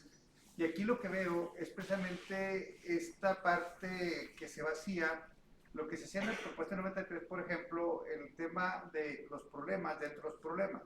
El problema del número no era un problema del número por sí mismo y de representación, era un problema de clasificación, de síntesis de serie y de clase, de cómo llevar a cabo este proceso. Y si perdemos eso, las finalidades con las cuales ya dije que si estamos de acuerdo se dificultan en su operación. O sea, por eso digo, el gran reto no es solo tener un gran horizonte de aspiraciones incuestionables, las cuales están claras, sino la forma en la que tenemos que operar didáctica, pedagógica y organizativamente para poder hacer estos aprendizajes. Por eso cuando vinculamos, y un gran problema que los maestros es, ¿cómo le hago para llegarle al PDA, donde el PDA me lo están dando ya simplemente, prácticamente como algo que se tiene que aprender, pero no hay el mecanismo ni el procedimiento previo para poder hacerlo? Entonces yo creo que esos son los elementos a los que yo me refiero con, bueno, están los planteamientos, pero cuál es la forma en la que los podemos concretar y las bases pedagógicas que nos llevan, por ejemplo, a superar tareas por actividades de aprendizaje reales, como los que usted plantea. Sí, bien, gracias. Entonces, ahora, a partir de Dubinsky, concluyo, los PDAs tienen encapsulados conocimientos de didáctica de las matemáticas que históricamente han evolucionado y que pueden dificultar su comprensión para quien coordina el proceso de enseñanza en el nuevo modelo, en el modelo educativo de la ANEM. Ahorita vamos a desmenuzar esto. ¿Sí? Si avanzamos, por favor.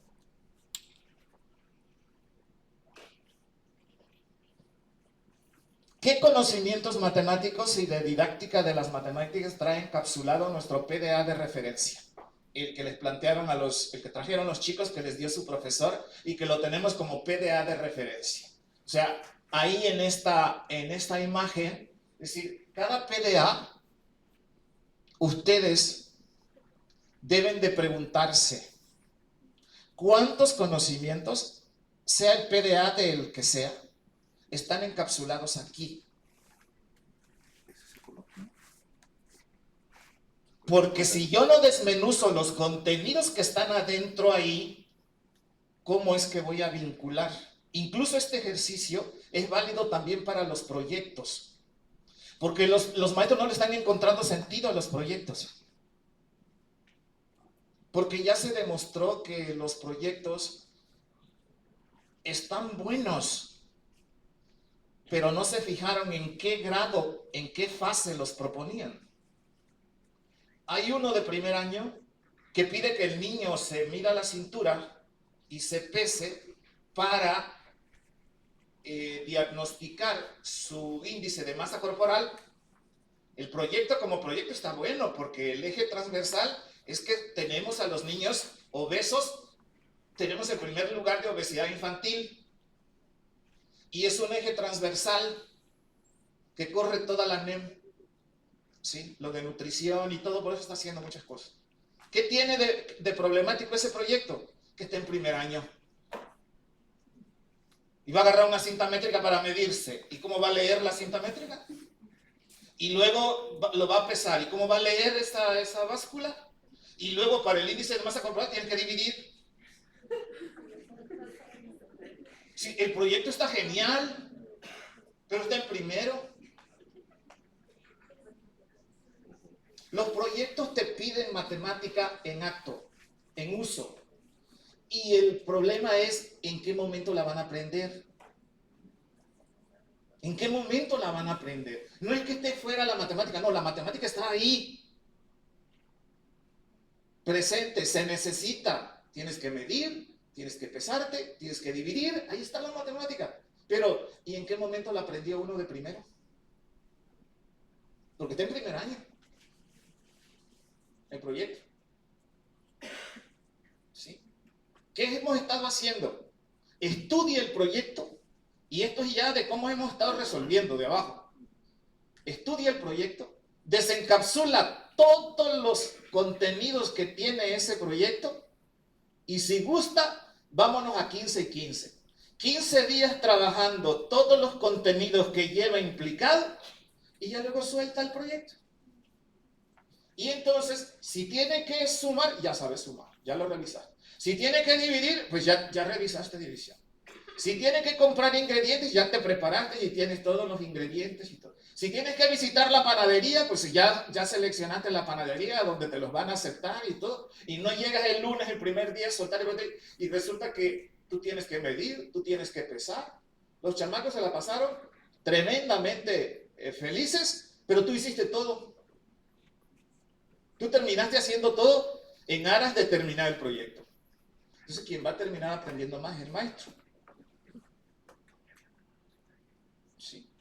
Incluso le hemos dicho, bueno, si son muchos los contenidos, vámonos a 3 semanas de trabajo con los contenidos, y la última semana, y si lo está llevando toda la escuela, la última semana terminamos haciendo pan y que vengan los papás, y aquí está muy frío, pues cafecito y chocolate, y terminamos en una fiesta nuestro proyecto. Se hizo el pan, se trabajaron los contenidos. Es como nosotros hemos estado resolviendo. No, es no la propuesta.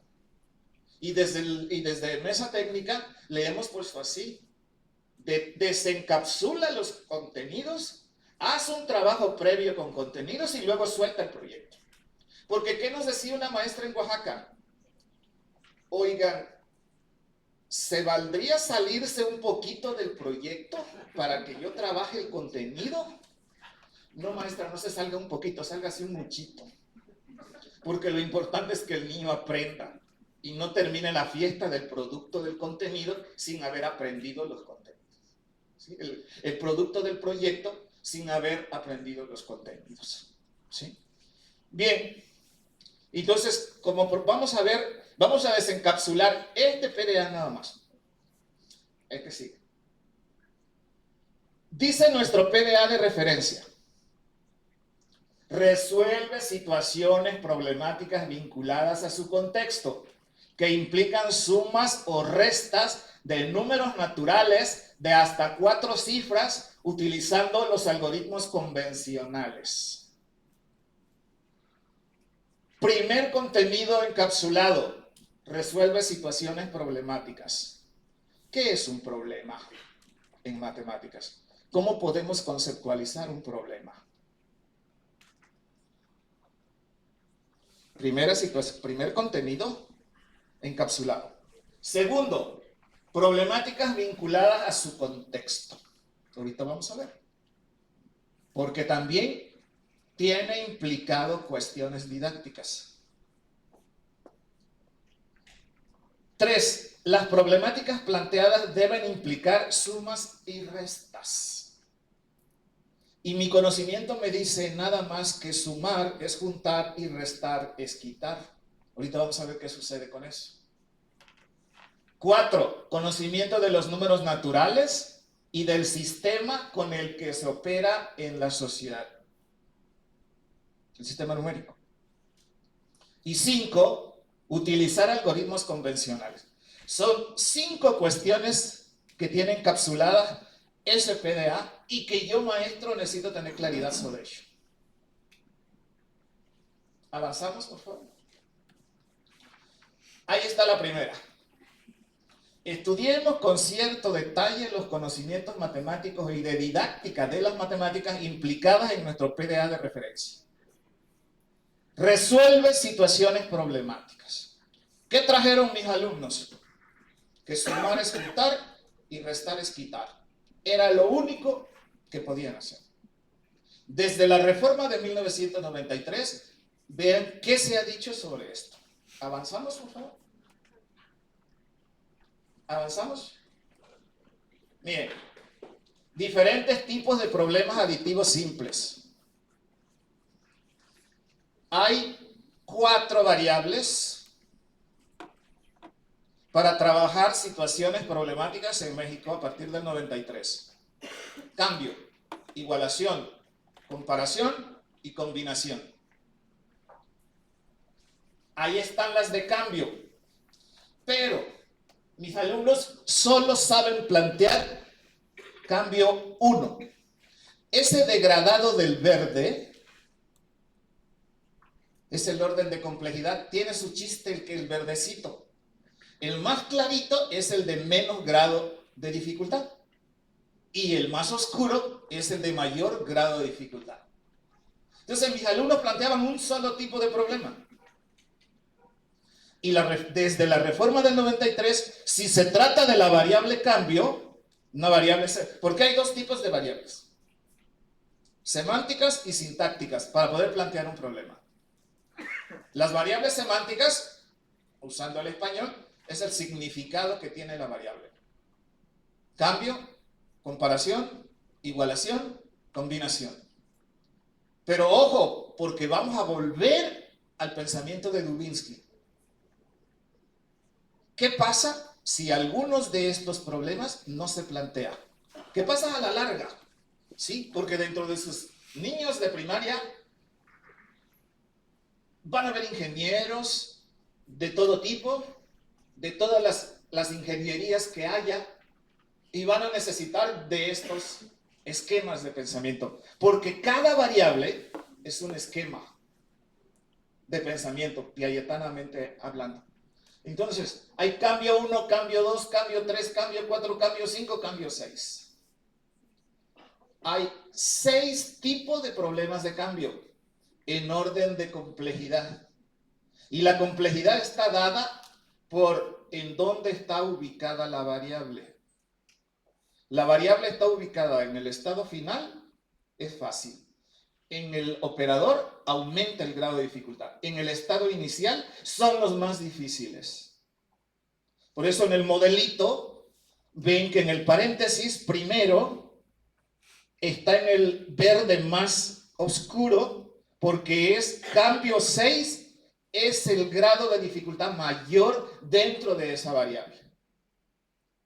Pero viendo la otra variable semántica, igualación, también tiene 6 tipos. ¿Ya cuántos llevamos ahí? 12.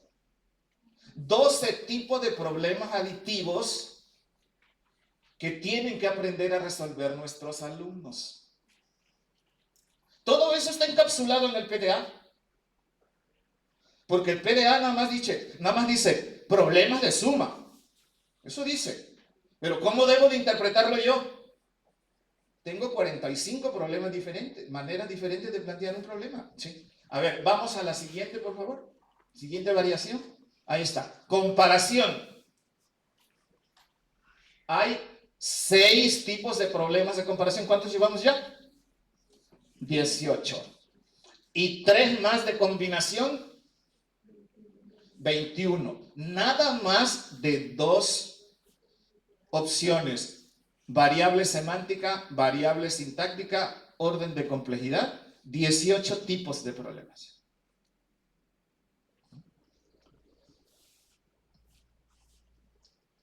Y aquí, esta es una situación que se trabajaba en la reforma de 1993 y del cual ya no queda nada. Ese es el gran reto. Ya no hay. El libro que se estudiaba en los centros de maestros, que se llamaba La enseñanza de la matemática 1 y 2, ya no está vigente. Lo quitaron. ¿Quién dio la orden? No lo sabemos. No me fue posible saber de dónde salió la orden hasta que yo luego reflexioné. Le cortaron el presupuesto en la Cámara de Diputados y ya no, porque había que hacer un tiraje fuerte, porque era el mismo libro de los centros de maestros y el mismo libro para las escuelas normales. Saber matemáticas no siempre conviene, porque matemática filosóficamente quiere decir el arte de pensar. Quien sabe matemáticas no lo engañan tan fácilmente. Dicen que es el lenguaje con el que Dios creó al mundo. Bien, vamos a lo siguiente. Problemática al número 2. Ya, las problemáticas planteadas deben implicar sumas y restas. Vamos, avanzamos. Aquí se presenta otra situación. La gran familia de problemas aditivos, porque están vistos como una familia, en donde en los problemas aditivos son problemas que se pueden resolver o bien con una suma o bien con una resta, pero es una misma familia. La otra familia está por los problemas multiplicativos y los problemas de división. Los dos son una familia, ¿sí? Entonces tenemos dos grandes familias de problemas aritméticos, los aditivos y los multiplicativos. Bien, pero ahora, el número 3... perdón, la pregunta, ¿qué se pierde cuando una familia de problemas se deja de plantear en la clase?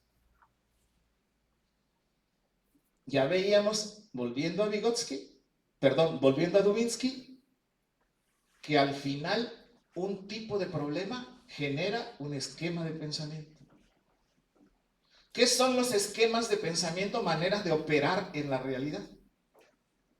Si me dejan de plantear un tipo de problemas, me dejan sin un esquema de pensamiento. Y luego cuando llego a la secundaria, ahí empieza mi tormento. Porque no puedo comprender el problema de álgebra que me están planteando. Si yo llego a la resolución de problemas con la incógnita en el estado inicial, estoy tocando la puerta del álgebra. Ya incluso en la resolución yo puedo empezar a utilizar X, Y como incógnitas y eso allanar el camino para que mi alumno, cuando el de álgebra, el de matemáticas de secundaria diga que las letras también pueden ser números, pues ellos están ya bastante habituados con la X y la Y entonces pueden entender por qué la A y la B también son variables numéricas cuando estemos trabajando situaciones algebraicas. ¿Sí? Entonces, si un tipo de problemas se deja de plantear, estamos dejando al niño sin un esquema para pensar. Es de esa magnitud y de esa gravedad es el reto. Tenemos 6 años para que durante esos 6 años los niños resuelvan todos los tipos de problemas aditivos que necesitan aprender a resolver. Porque cada tipo le deja un esquema de pensamiento. Así de profundo es esta situación. Bien, ahora, 3 problemáticas vinculadas al contexto. Y aquí es donde está la situación, otro tipo de situación. Porque otra variable para poder diseñar un problema aditivo es la magnitud del número. Esa variable la trabajan muy bien los maestros. Saben que para primero de una determinada magnitud, para segundo de otra, para tercero de otra, pero se generan problemas en el planteamiento y tiene que ver con la magnitud. Vamos a estirar. La variable magnitud del número es la variable del tamaño de las cantidades que están implicadas en el problema. En este caso tenemos 95 piedritas y esa es la magnitud del número. Y tenemos 57 piedritas y esa es la otra magnitud del número. Ahora, vamos a traer esa magnitud del número. Imaginen, en su imaginario, los distintos grados de la primaria. Vamos a traer la magnitud del número y la vamos a jalar. Vamos a... ¿De qué grado les parece idóneo esa magnitud del número? ¿Segundo? Segundo, ¿no? Bueno, ya pasamos por primero y eran 10 piedritas y la otra 12 piedritas y todo. Vámonos a segundo. ¿Cuántos están en segundo? 95 y 57. 95 y 57. ¿Hace sentido? Para los niños, ¿hace sentido tener 95 piedritas y 57 piedritas?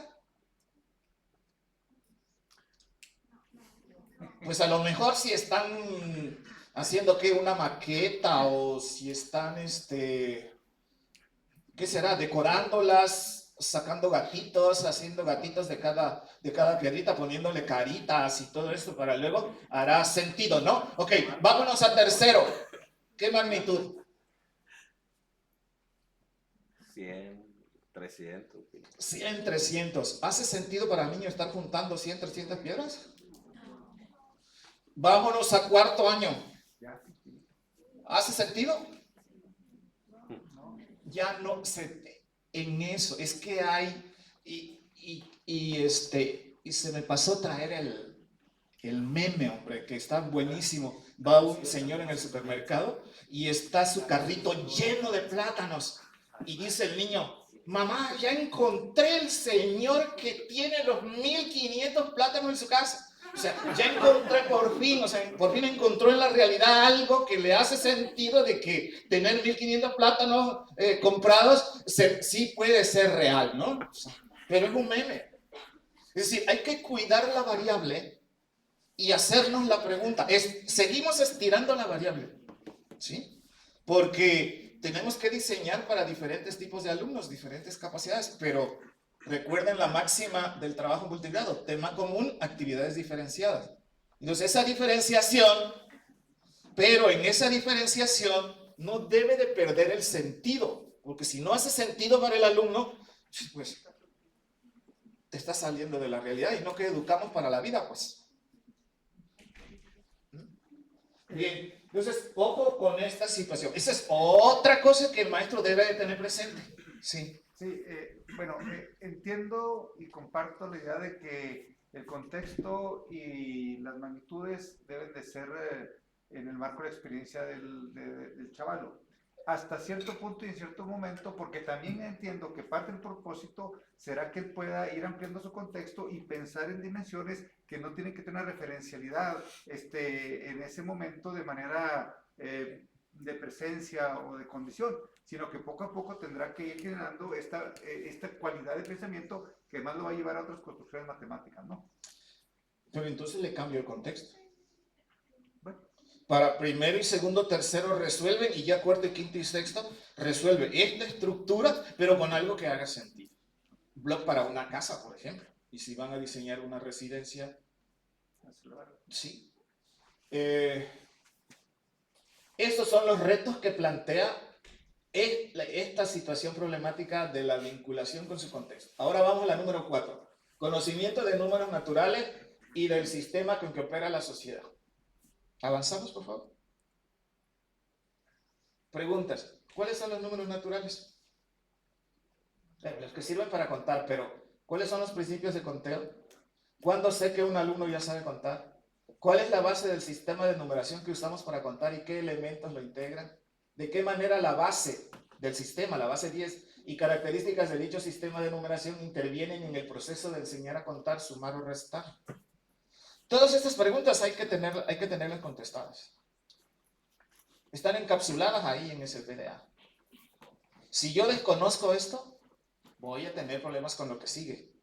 Utilizar algoritmos convencionales.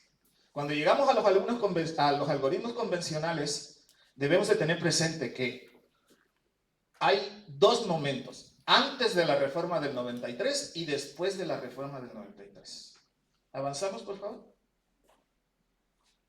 ¿Cómo lo hicieron los alumnos de cuarto semestre de la licenciatura en educación primaria? Bueno, pues sumar es juntar, restar es quitar. Y ya vemos cuántos tipos hay. Ellos nada más traían de 2 tipos. Sumar es juntar, restar es quitar. Pero resulta que sumar también es cambiar, comparar, igualar, combinar, ¿sí? Bien.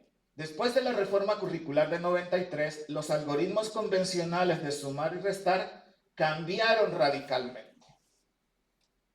Ya no hay llevadas. Hay agrupamientos y desagrupamientos, que es característica del sistema decimal. Nuestro sistema decimal se agrupa de 10 en 10 y se desagrupa de 10 en 10. Entonces se hacía a partir de la enseñanza en estos trabajos que se hicieron durante la reforma y los nuevos libros de texto, se hacía una fuerte inmersión de los niños en el trabajo a partir de las características del sistema. decimal de numeración. Y la ley de cambio. Entonces, La ley de cambio. ¿perdón? Y la ley de cambio de eso. Teníamos un fichero de matemáticas que sigue siendo vigente, yo lo sigo usando con mis alumnos con excelentes resultados, nada más que como ya dice, ya pasamos, ahora somos NEM, pensamos que no podemos ver al pasado. ¿Sí? Y no. Tú, maestro, tienes que ir construyendo tu cajita de herramientas que verdaderamente te funciona independientemente del modelo que se esté trabajando. ¿Sí? No podemos negar nuestra historia, somos seres sociales y como maestros no somos una página en blanco. ¿Sí? Es más, la misma institución que me está diciendo ahorita que yo lo haga de determinada manera, el año pasado me decía que yo lo hiciera de otra manera. Yo tengo que armar esa estrategia de trabajo. ¿Seguimos, por favor?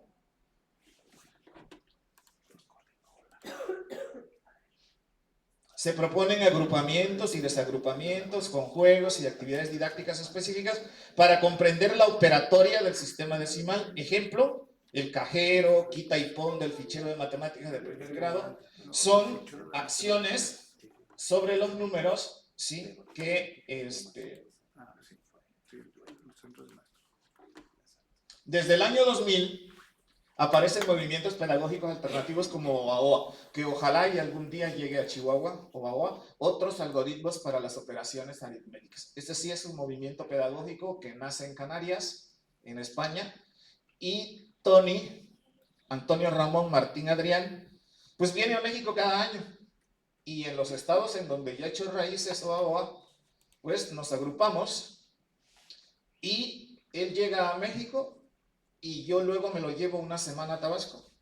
Yo cubro avión y comida y lo regreso a México. Ahí otro estado lo agarra, Coahuila, y se lo trae a Coahuila y todo. Y así está un mes, estando una semana en cada entidad, trabajando esta propuesta pedagógica, en donde la gran cualidad que tiene es que los niños le entienden.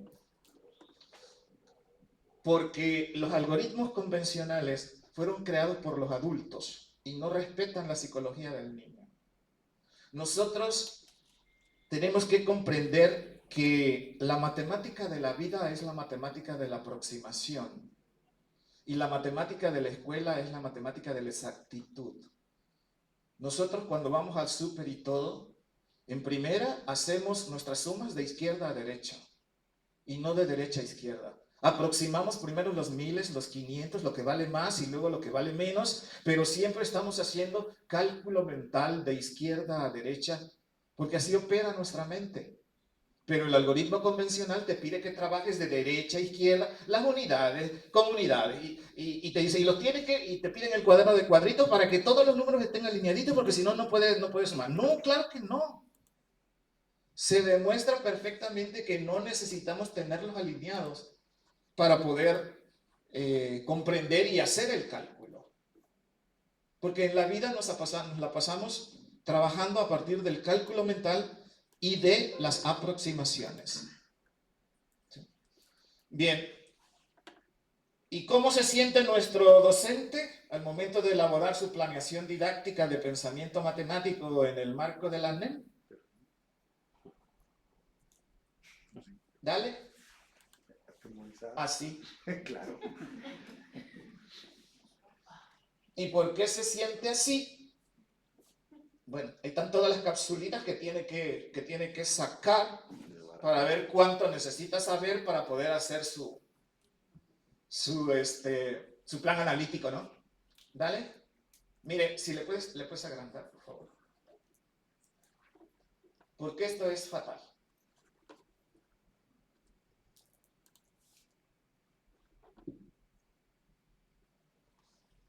La unitaria o el unitario tiene que desencapsular 1348 PDA. Esos son todos los PDA de todos los grados. Aquí está. Tiene 247 contenidos que manejar el maestro de primaria. Y aquí están por grados. El de primero y segundo, 168 PDA, 176 PDA de segundo.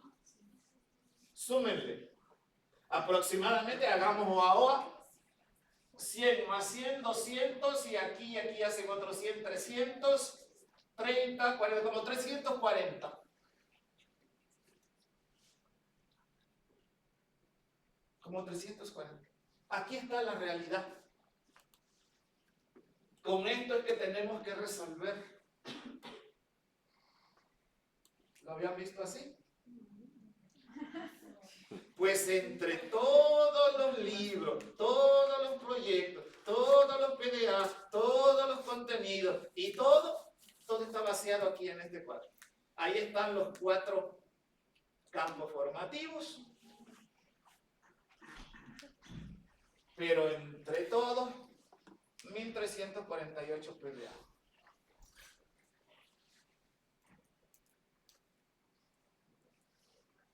Díganme si nos va a llevar 5 años, 10 años. ¿Cuánto nos va a llevar?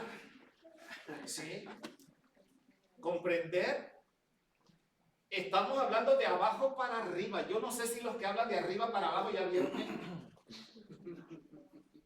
Porque es muy padre estar en el rollo de la decolonización del conocimiento y las epistemologías del sur y vamos a enfurecernos porque no cambian las cosas y para que cambien. A nosotros nos toca esta realidad.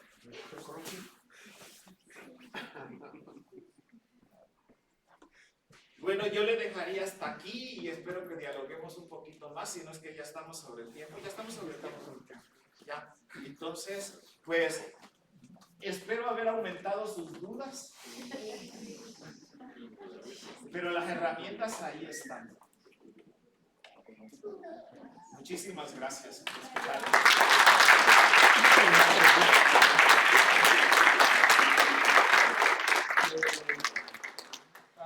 Como pueden ver, la NEP tiene retos de este tamaño que nos mencionó el doctor, y precisamente ese es el sentido del coloquio, o sea, cuál es el conocimiento que se requiere para poder operar la NEP.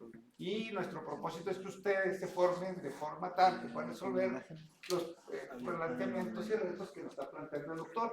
En ese sentido, pues agradecemos mucho su acompañamiento, doctor. Compartimos sus preocupaciones. También lo vemos aquí de abajo hacia arriba con los muchachos y con los alumnos del posgrado, de todo el mundo andamos tratando de ordenar los PDA, ver qué implicaciones tiene. Y bueno, pues su experiencia y lo que nos ha compartido es muy valioso. Pondremos a disposición de los alumnos sus materiales que usted nos dé. Muchas gracias. Y por lo pronto yo les pido a ustedes que descansemos el cuerpo 30 minutos y nos vengamos a un panel que tenemos con los compañeros que van a estar también compartiendo con ustedes el tema de que estén en el coloquio. De nuestra parte, quiero decirle, doctor, que nuestro agradecimiento es por parte de 3 instituciones: el Centro de Investigación y Docencia, que nos ha representado aquí por Díaz, y el Centro de Estudio de Posgrado, y nosotros como la Unidad Juárez de la Universidad Autónoma Nacional del Estado de Chihuahua. Estamos agradecidos, le haremos llegar su constancia en su momento, porque estamos la firma de las 3 instituciones y en este momento se la hacemos llegar. Muchas gracias y nos vemos en 30 minutos, por favor, ¿sí? Muchas gracias.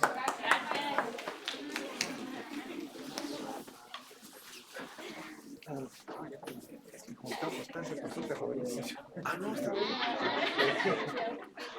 El maestro José su director de la Universidad Juárez.